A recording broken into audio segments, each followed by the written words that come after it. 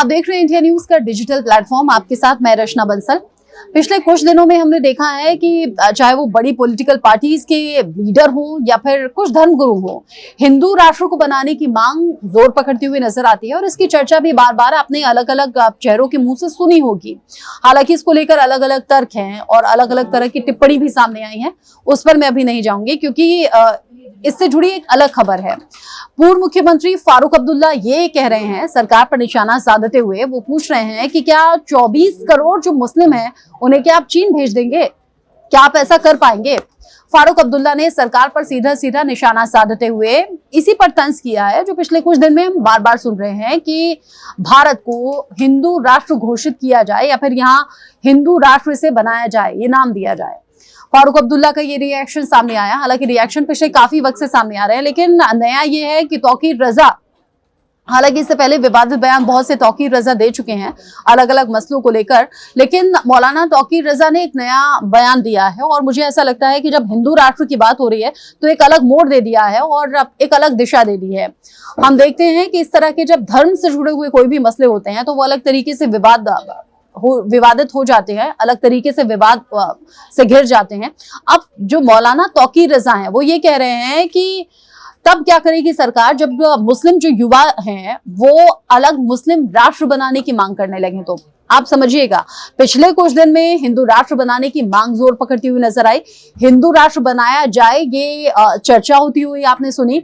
और अब जो तौकीर रजा है वो कह रहे हैं कि कहीं ऐसा ना हो जाए कि जो मुस्लिम युवा हैं वो अलग से मुस्लिम राष्ट्र बनाने की मांग करते हुए नजर आए।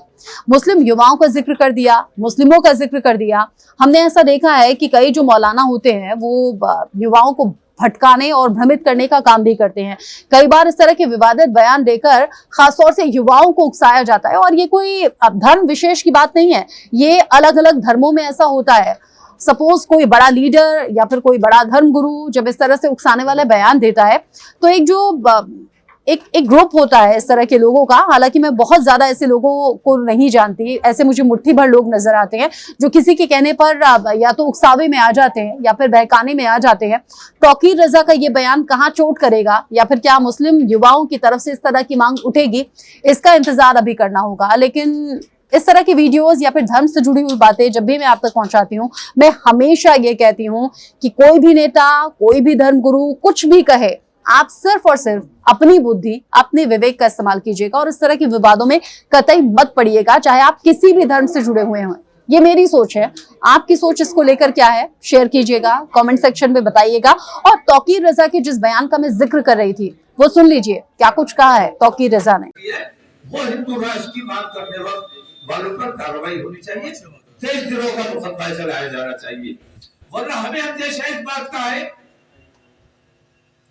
कि कल ऐसा ना हो कि ये हिंदू राष्ट्र वाले इतनी नफरतें बढ़ा दे, इतनी परेशानियां बढ़ा दे, अफरा तफरी का माहौल बने और हमारे नौजवान कल खड़े हो जाए और जो वो ऐलान करे कि हमें मुस्लिम राष्ट्र